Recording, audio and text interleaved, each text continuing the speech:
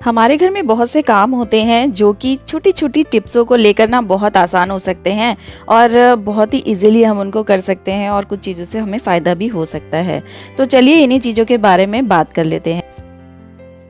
स्वागत है आपका मेरे चैनल में। मेरा नाम है पूनम। तो चलिए फिर इन टिप्स के बारे में बात करना स्टार्ट कर लेते हैं। टिप नंबर 1 है, इस तरीके का एक ऑर्गेनाइज़र हमारे किचन में होना बहुत ज़्यादा ज़रूरी है। जब भी कोई चीज़ अचानक हमारी ख़त्म हो जाती है किचन से रिलेटेड, तो हमें फटाफट लिखने के लिए यहाँ पर एक चिट पेपर या नोट पेपर या फिर एक पेन होना बहुत ज़्यादा ज़रूरी है। और जो भी हमारे सिलेंडर की पर्ची हो गई या जो भी छोटे मोटे बिल हो गए जो किचन से रिलेटेड होते हैं ना, वो मैं इस ऑर्गेनाइज़र में रखती हूँ। तो इससे पहले भी एक ऑर्गेनाइज़र था मेरे पास और ये वाला ऑर्गेनाइज़र आप देख सकते हैं, लास्ट वीडियो मैंने शेयर की हुई है। तो किचन की जितनी भी चीज़ें हैं सारी मैं इस वाली नोटपैड में मेंशन कर लेती हूँ।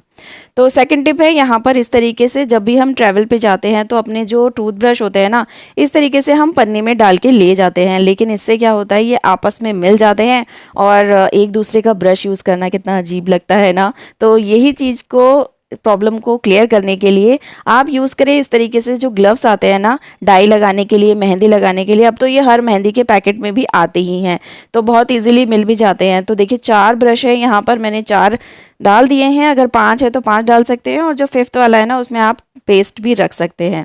तो इस तरीके से या तो फिर पन्नी में डाल के ले जाएं तो इससे कुछ नहीं होगा। पन्नी में भी रखेंगे ना तो ये आपस में जो ब्रश है वो नहीं मिलेंगे इस तरीके से। या फिर ऐसा भी कर सकते हैं, आप एक रबर बैंड लगा लीजिए और इस तरीके से बस ट्रैवल पे ले जाइए। तो देखिए किसी से भी किसी का ब्रश नहीं मिलेगा, तो कोई घिन भी नहीं आएगी ब्रश करने में, है ना। तो नेक्स्ट टिप है, यहाँ पर इस तरीके से जो ब्रेड के साथ ये पिन आती है ना, बहुत यूज़फुल है। मैं पहले भी एक बार एक वीडियो शेयर किया था, मैंने उसमें टिप बताया था इसके बारे में। तो यहाँ पर देखिए ये एक और इससे रिलेटेड दूसरा टिप है। जब भी हम ट्रैवल पे जाते हैं या घर में लगा लीजिए कि हमारे चार्जर इस तरीके से पड़े रहते हैं जो कि बहुत कम यूज़ हों, क्योंकि आजकल तो हर घर में 3 से 4 मोबाइल होते हैं और चार्जर मोस्टली एक ही यूज़ कर लेते हैं। तो जितने बाकी के चार्जर हैं या ट्रैवल पे जब भी जाएँ ना, तो इस तरीके से इस पिन में इस तरीके से रैप कर लें, ये देखिए लपेट लें। तो बहुत ही अच्छा तरीका, और इसमें ना आप लिख भी सकते हैं, नाम मेंशन भी कर सकते हैं कि किस फ़ोन का चार्जर है या किस पर्सन का ये चार्जर है। नेक्स्ट टिप है यहाँ पर इयररिंग्स को लेकर। तो देखिए भारी भारी इयररिंग्स पहनना सभी को बहुत ज़्यादा पसंद आता है और आजकल तो ट्रेंड भी है कि हैवी हैवी इयररिंग्स पहनते हैं। लेकिन क्या होता है, कई लोग होते हैं या मैं भी ऐसी हूँ कि मुझे ना आर्टिफिशियल चीज़ों से बहुत ज़्यादा इचिंग होने लग जाती है और मुझे क्या है, हार के फिर गोल्ड के ही पहनने पड़ते हैं। लेकिन जब से ये टिप मुझे पता चली है तब से मैं बहुत अच्छे से आर्टिफिशियल जो इयररिंग्स होते हैं वो वेयर कर लेती हूँ। तो क्या करना है, पहनने से पहले इस तरीके से जो ये है ना इयररिंग है, इसमें इस तरीके से वैसलीन लगा लें। फिर देखिए जो इचिंग होती है ना वो नहीं होगी। तो कई लोगों के साथ ऐसे प्रॉब्लम होती है, उनमें से मैं भी हूँ। तो आर्टिफिशियल ज्वेलरी अगर आपको पहननी है और इचिंग और इन चीज़ों से परेशान नहीं होना है तो वैसलीन ज़रूर लगाएं और फिर कितने भी भारी, कितने भी कैसे भी तरह के इयररिंग ज़रूर पहने। तो नेक्स्ट टिप भी मेरा इयररिंग को लेकर है। तो कई लोग होते हैं जिनके कानों के छेद ना काफ़ी बड़े होते हैं, तो उनसे क्या होता है, पीछे का अगर जो कैप है ना या लॉक है वो लगा लेना तो वो लॉक भी आगे से ही बाहर आ जाता है, क्योंकि कान के छेद इतने बड़े हो चुके होते हैं। और इस तरीके से जब ये इयररिंग लटकते हैं ना तो बिल्कुल भी अच्छे नहीं लगते हैं जिस तरीके से इन्हें लगना चाहिए। तो इसके लिए क्या करें, बहुत अच्छा तरीका है।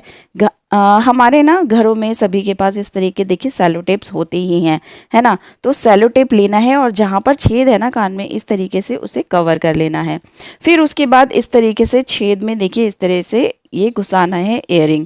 तो आप देखेंगे कि बहुत अच्छी तरीके से इयररिंग सेट हो जाएगा, लटकेगा भी नहीं, गिरेगा भी नहीं। और जिस तरीके से पीछे का ढक्कन भी आगे आ जाता है ना, पूरा इयररिंग आगे गिर जाता है, तो ऐसा नहीं होगा। अगर आपके कान का छेद बड़ा है तो एक बार ये वाली टिप ज़रूर यूज़ कीजिएगा।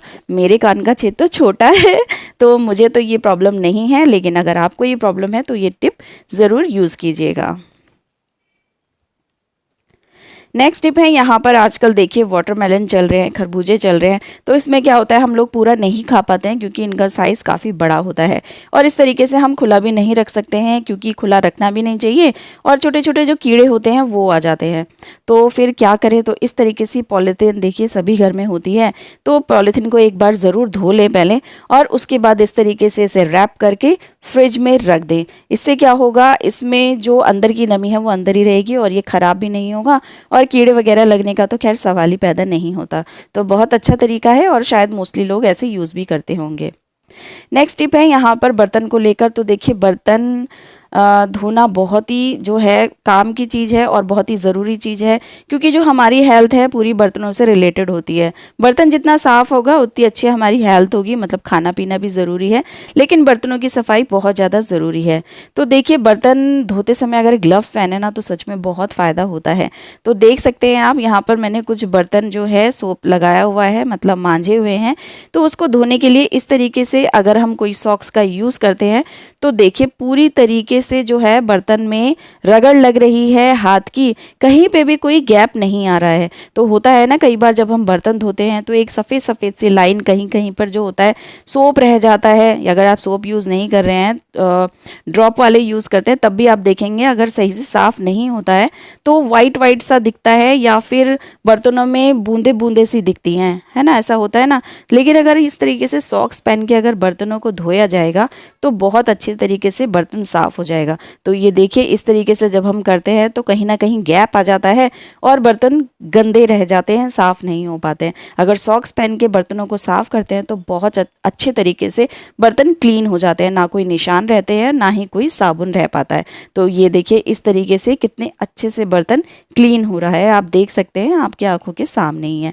तो बहुत अच्छा तरीका है ये, आप भी एक बार यूज़ करके ज़रूर देखिएगा। अगर पसंद आएगा तो आगे भी फॉलो ज़रूर कीजिएगा।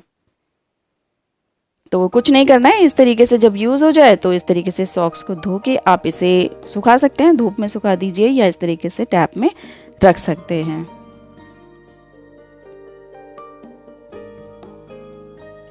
नेक्स्ट टिप है, यहाँ पर देखिए ऑयल के कंटेनर्स हम लोग स्लैब पे रखते हैं तो क्या होता है, नीचे ऑयल लग जाता है और नीचे जो सेल्फ है वो भी गंदी हो जाती है।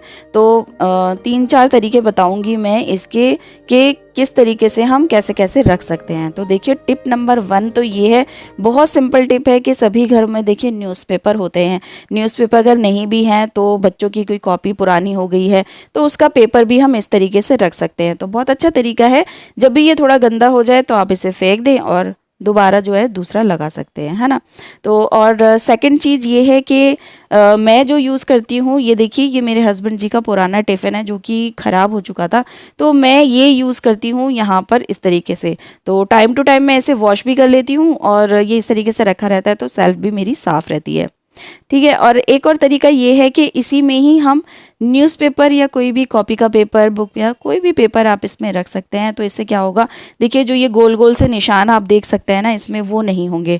तो उस समय पे मैंने ये ध्यान नहीं दिया, इस वजह से यहाँ पर जो है ऑयल की चीज़ों को आप कितना ही साफ़ कर लें थोड़ा बहुत निशान रह ही जाता है। तो इस तरीके से अगर पेपर रखेंगे ना तो जो गोल गोल निशान हुए हुए हैं ना बॉटल के, वो भी नहीं होंगे। तो ये भी बहुत अच्छा तरीका है, अगर आपके पास कोई भी चीज़ है रखने की तो उसके ऊपर पेपर ज़रूर लगा ले। इससे जो है ना, जो आपका सामान है रखने वाला वो गंदा नहीं होगा, बस पेपर ही गंदा होगा।